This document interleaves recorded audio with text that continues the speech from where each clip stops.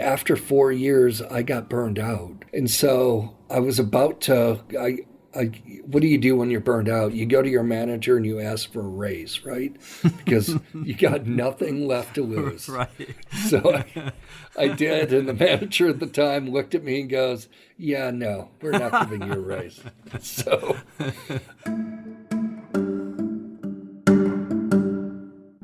Hi, everyone. I'm Jim Ryan, the president of the University of Virginia, and I'd like to welcome all of you to another episode of Inside UVA. This podcast is a chance for me to speak with some of the amazing people at the university and to learn more about what they do and who they are. My hope is that listeners will ultimately have a better understanding of how UVA works and a deeper appreciation of the remarkably talented and dedicated people who make UVA the institution it is. I'm joined today by Jonathan Bartels, a palliative care nurse liaison at UVA Health, who started his career in healthcare in 1986 and has served as an educator, ambassador, and retreat facilitator for the School of Nursing and the University of Virginia since 2008. You may recognize his name if you watched last year's Double Take storytelling event, where Jonathan told one of the best stories I've ever heard in the series. He's also an original team member of the Compassionate Care Initiative at the School of Nursing and is well known for having initiated a practice in 2010 called The Pause. He's received accolades from the American Academy of Critical Care Nurses and the Schwartz Center for Compassionate Healthcare. In 2018, Jonathan received the American Association of Critical Care Nurses Pioneering Spirit Award. He grew up as one of 7 children to his parents in Buffalo and now is a father of 4. He's an artist, a mentor, a writer, and a partner in an innovative hot sauce company called Mad Hatter Foods. Jonathan, we're glad to have you back, and thanks for being with us today. Well, thank you, President Ryan. Good to see you. Please call me Jim. All right, Jim. I will call you Jim. So let's start with The Pause. What is it? Why did you come up with it? And what's become of it? Starting with what it is, The Pause was a practice I started predominantly for my own health because I was trying to find a way to heal while healing while working in the healthcare system as an emergency room trauma nurse at the time. And The Pause was a response to how do you cope with death while working in an ER at the pace that we worked at. And as a trauma nurse, you just didn't know if something else was going to come in, but certainly wanted to denote that in such a way that it would at least cause some healing after we lose a patient, which is, we could do everything possible, and sometimes it's just a patient's time. And traditionally, the response, especially within healthcare systems, was to kind of turn your back and walk away. And so I started this practice, and it was actually watching a chaplain stop a room and pray. And I thought, wow, that's beautiful, but the prayer doesn't meet everyone's needs. So how can I make this in a way that it meets everyone's needs within that room? And so that's the inception of The Pause, which is, to kind of synopsis it or practice it. You can imagine a patient has just died. You've been trying to resuscitate them in the room. We call time of death, and then someone asks from the group that's caring for the patient, could we take a moment to just stop and pause? Could we take a moment to honor this patient's life, to honor the fact that they were alive, they were loved by others, and they loved others? Could we also just take a moment and in silence in our own ways, hold that space and honor not only the patient, but their family left behind and us, the caregivers, and the work that we did to try to help this patient? And then we take a, 30-second pause or a minute pause to hold that space. It's a really simple but completely powerful idea. And my understanding is that it has caught on throughout UVA Health and beyond. Yeah, it caught on here at UVA, and it's also across the country and on at least 7 continents around the world. That's amazing. It's shocking as someone who started something for himself and then watched it grow into something that blossomed for so many others. Right. And my guess is that for the family of the patients who have died, it's probably comforting as well. It was shocking because it wasn't necessarily my intent, But the pause is a demonstrative act of compassion that families can see. They see that the patient counts more than just a disease or more than a traumatic issue, that we truly all take that time. And a friend of mine told me about a time her husband died on a bicycle, and he came into the hospital, and she said, I'd only heard about the pause, and they did the practice. The whole ER stopped in that trauma bay, and I could feel the difference. And it really, really meant a lot to me. Right. So going backwards, when you were at Double Take, you told a story of your childhood that was fascinating, compelling, and heart-rending. I wonder if you could share a little bit about your early days and your family life and your eventual route to nursing. Sure. I'm one of 7 kids, and a bunch of my brothers and my father were physicians. And if you know anything about physicians, most times they know by the time they're 8 or 9 years old they want to be a physician. And so my brothers kind of all knew where they're headed, and I just didn't know what I wanted to do. And part of that was just the course I had taken as a special ed kid, and then the just the educational pursuits I kind of went after. And at one point, I deviated. I graduated with a psychiatric degree or psych degree, but it was a bachelor's in psych. And I did volunteer work for a psychiatric hotline, for a suicide hotline. And I liked the work, but I hated not seeing the person in front of me because I couldn't read it. And so I realized I had to do something. And so I decided to then start to pursue and follow my bliss towards studying comparative religion. So I got into Western Michigan University and studied Western mysticism and Eastern philosophy and Eastern mysticism, and I really loved it. It was cool. It was definitely fed me. It didn't necessarily feed my 3 kids, and so There are not a lot of high-paying jobs as a mystic. No, not at all. So I at one point while I was pursuing that degree, I had a dear brother of mine die at 35. I'm sorry to hear that. Thank you. And his name was Brian. And I was asked to come back to Buffalo, New York, where my parents lived, and I sat with Brian and did vigil with him overnight and kind of helped him kind of transition in the process of dying. And it was such a tragic but moving experience that I walked away from it and said, I've been studying this mysticism, and just pontificating in a graduate level kind of course. But what I did with my brother was real and palpable. And so I said, what should I do? And I decided to join nursing. And so I dropped out of my graduate program with just a semester left. And I regret that, but don't regret that. But jumped in and pursued nursing and wanted to go into nursing so that I could provide the same care that I did for my brother, for anyone's brother, sister, and mother, And that was really my pathway. And I ended up wanting to pursue palliative care, and it was a new field at the time, or hospice, but no one was hiring. And no one was really hiring in the Northeast. I was looking in Vermont, looking in New York, and so a friend of mine walked up to me one day. He's like, hey, I was just at this, recruitment area, and University of Virginia is hiring. And I'm like, that's awesome. Because I was down to like my last $1,000 with 3 kids. And I'm like, I got to do something. My oldest brother was a surgical chief resident down here at the time. And my little brother was a pediatric resident. So I came down and interviewed at UVA. And believe it or not, Jim, they had a hiring freeze at that time in 1998. Oh my gosh, you're kidding. No. It's the opposite of now. Exactly. So they shut the door right behind me when they hired me. And so I came in 98 and thought I'd be here a couple of years, but fell in love with the University of Virginia and with Charlottesville and with the community And 25 years later, I'm still here. Wow.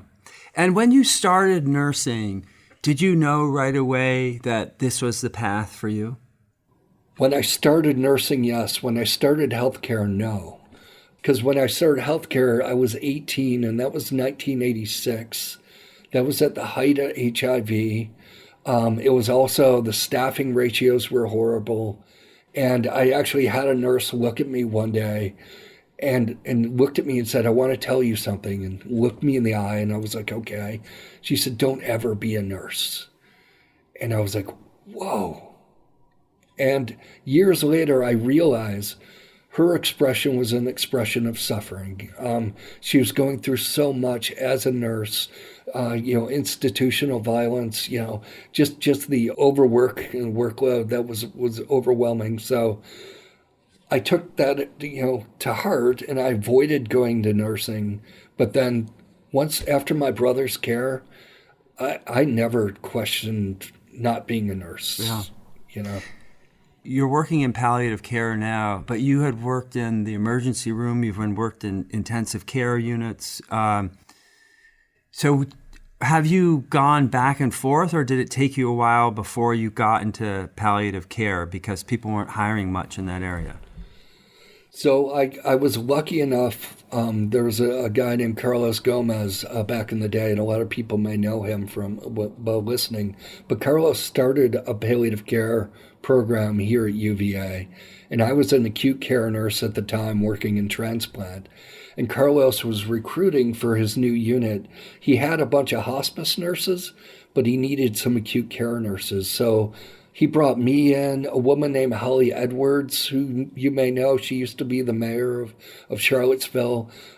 She and I worked together, and a bunch of other awesome people worked together. And the hospice nurses trained me to do hospice, and I, in turn, tried to help them out in terms of teaching them how to do acute or critical care. When patients are crumping, you don't just let go. You've got to try to get them to the ICU and do whatever you have to for the patient. Right. And all these years later, do you find palliative care as satisfying as it was when you first began? So to be honest, Jim, when I first began, we were so new in the hospital that we were more of a place that people were sent to die. So in 4 years, I can't even count the amount of people I assisted in that process and in the dying process. But after 4 years, I got burned out, because I wasn't trained to really care for myself. I wasn't trained to process. And so I was about to, what do you do when you're burned out? You go to your manager and you ask for a raise, right? Because you got nothing left to lose. Right. So I did, and the manager at the time looked at me and goes, "Yeah, no, we're not giving you a raise." So a dear friend of mine at the School of Nursing, Gina DeGennaro, looked at me and said, "You would be awesome in ER." And I'm like, "Oh, no, I'd never want to go there." And I went down there and I took to it like a fish to water. It was just an amazing experience. I loved the dynamics and the diversity, and anything from psych to an earache to a mass trauma. The more chaos, the better back in the day for me. It was really a fit made in heaven. But then you eventually came back to palliative care. And is that because palliative care has changed from what it was when you began? The opportunity arose for me to then move into a position that a dear friend Karen Boyle was working in, and she retired. And they needed a nurse liaison type of position. So I moved into that and actually was able to define that role further as we hired more nurse practitioners into our group, and as we kind of moved through learning as we went along. Yeah. And what's the range of patients who are in palliative care? And to what extent are palliative care and hospice alike and different? So palliative care, We care for anyone with a life-limiting illness. That's really one of the stopgaps for us, is you have to have an illness that's life-limiting. That's anywhere from cancer to ALS to liver failure to cardiac failure. And what we do is we come in, and we can come at any point during the diagnosis. And our goals are twofold. One is to help control your symptoms and improve your quality of life.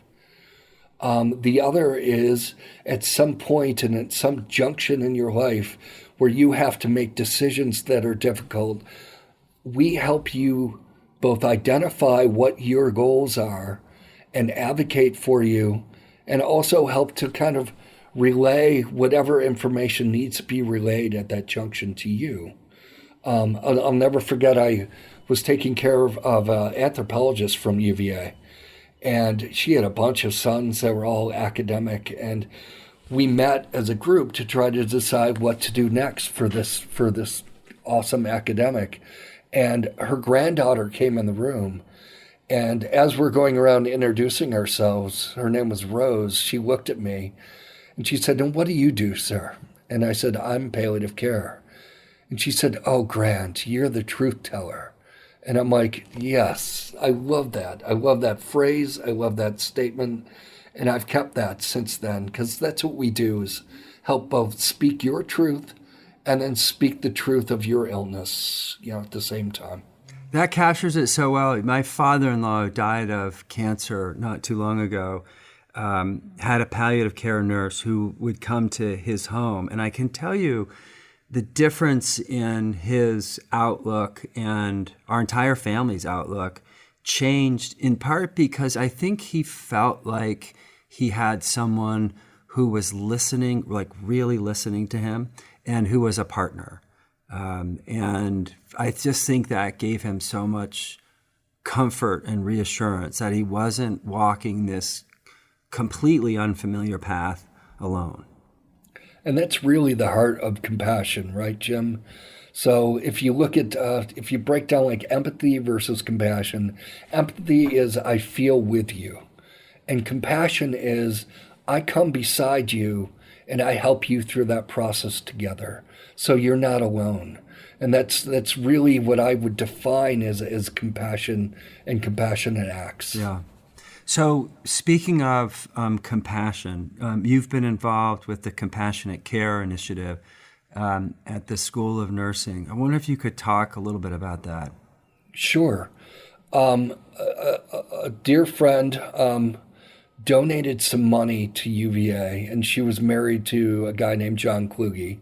Her name was Maria Tusi Kluge.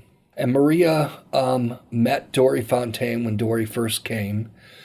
And the former dean of the nursing school. Yes, Dory Fontaine, the dean of nursing school. I'm sorry, I should identify. No. Thank you. That's my job. But Tusi Maria had a vision. She had lost a child in her first marriage to a medical error. And she saw the damage that had done. And she wanted to find a way to have care providers that are in training learn ways to do self-compassion and do self-care so that they can apply and integrate and bake that into what they do every day when they're working with patients. And so I've had the pure pleasure of working and running retreats with people like Susan Bauer-Wu, who's now the head of Mind and Life, with Maria Tusi Kluge, and with so many others. A friend of mine, Esther Galzano, who is over at Centera, who's now implemented these retreats over there. And what we do is we just give people an 8-hour day of just self-care and also have them kind of experience that themselves by us caring for them. I had I'll never forget a young man who was at UVA School of Nursing who, before August 12th, he had come to me to say, I want to do this retreat because I've been in the military. And he said, what it felt like for me after getting back from Afghanistan was like an R&R. And I loved it. And I want to do that for the surgical ICU. So we coordinated with the surgical ICU, and this is the baffling thing, Jim. We had the retreat on the day of August 12th because we didn't know what was going to happen, but we wanted to go ahead with it. So these nurses did a full day of the retreat, and then at the end of the retreat, I do this practice called loving kindness. It's a meditation. As soon as I got done, all their phones started ringing. And they were notified of the mass casualty incidents as they were coming in. So they immediately left my retreat and went into the ICU, went into the ER, and provided the care that day. Right. Holy cow. So I've always wondered whether the idea of compassionate care could be extended to other professions where the jobs are incredibly important and incredibly hard, and so you see a decent amount of burnout. So I've wondered whether there should be something similar for teachers, for example. Definitely there should be. There's a group that I know, Holistic Health, that's been doing this both for teachers and for students, and they're out of Baltimore. There are two brothers and a friend that have been doing this. So it is being done, and I know Maria Tusi Kluge also did that here in Charlottesville for teachers in the community. Oh, interesting. Yeah. That was her next focus, was really to try to have teachers start to experience some of that. Right. And is it sometimes hard to persuade people to participate? Because I would think that caregivers are the type who would be reluctant to think about themselves and feel like this is self-indulgent. Like, my job is to care for others. Like, I don't need this, or I don't deserve this. It can be for certain people. We're bringing in, what I tell them is, we're bringing you grandmother wisdom. We're not bringing you anything that, and at the end of the day, you might be like, oh my God, this guy's Captain Obvious. But at the same time, not Captain Obvious, And so, yes, it's hard, but once people realize, COVID unleashed a lot of stuff, right? And the Lorna Breen Foundation, before that was happening, we were doing this for the last 8-9 years with our students and with other healthcare institutions, because we recognized there were so many Lorna Breens out there, man. So many people that I helped train in the ER that ended up dying, either at their own hand or because of just, not treating themselves well. And that goes across all disciplines. We have to heal while healing. We just have to. So I'm curious, has your experience as a father influenced the way you approach your work? At times, Jim. At times. Especially, I recall taking care of a young child, and he had died of an accident. And I'll never forget, he was in pediatrics, and the nurses asked me, could you come in here and could you help take care of this kid? We're moms, and we're having a hard time doing this. And I looked at my orientee, Tim, and I said, Tim, let's do this. Let's go. In my head, I'm looking at this child who's died in the bed, and all I see is my own child. That's all I could feel. But we did. We supported the family. We worked through it. But it's instances like those that it really, for me, it increases the value I have with my family, my children that are now all adults, to really embrace those moments that we have. Because, it's not cliche. Right. Life passes like a lightning bolt. Yeah. Well, and you see it. Yeah. All right. So last question, completely different direction. Talk to me about hot sauce. All right. Do you want the pitch? Yeah. So Mad Hatter Foods is a super condiment. It's a dip. It's a salsa. It's a marinade. It's not an olive or vinegar base. It's olive oil, and it's a habanero. And we have 3 different flavors. So where did this come from? A couple friends of mine had started doing this. They called it their pagan breakfast, and they would make this sauce, and they didn't have a name for it, and they would give it away like moonshine. and everyone loved it. They just wanted more of it, and they decided to try to go legit with it. And at even one point, two of my partners at the time did the incubator program over at Darden. Oh, no kidding. So they did that whole program, and we're still kicking and we're still alive, 7, 8 years later, and loving it. Right now, my partner's Nathan West. His mom, June West, teaches at Darden. No You may know her. Yeah, she's a professor over there. But that's where it started. I just enjoyed cooking with these guys and putting on some heavy metal or whatever music we got going and just making sauce. It was wonderful. Well, Jonathan, I got to say thank you so much for taking the time to be on the podcast. But more importantly, thanks for all you've done, not just for UVA, but especially for the patients who've been lucky enough to cross paths with you. I've been blessed, Jim, and I'm just grateful to the universe for the opportunity to be where I am.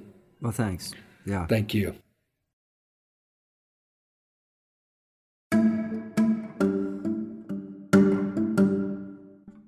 Inside UVA is a production of WTJU 91.1 FM and the Office of the President at the University of Virginia. Inside UVA is produced by Kaylee Obermeyer, Ariane Ballou, Mary Garner McGee, and Matt Weber. We also want to thank Maria Jones and McGregor McCants. Our music is Turning to You from Blue Dot Sessions.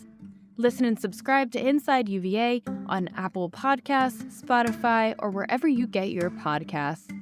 We'll be back soon with another conversation about the life of the university.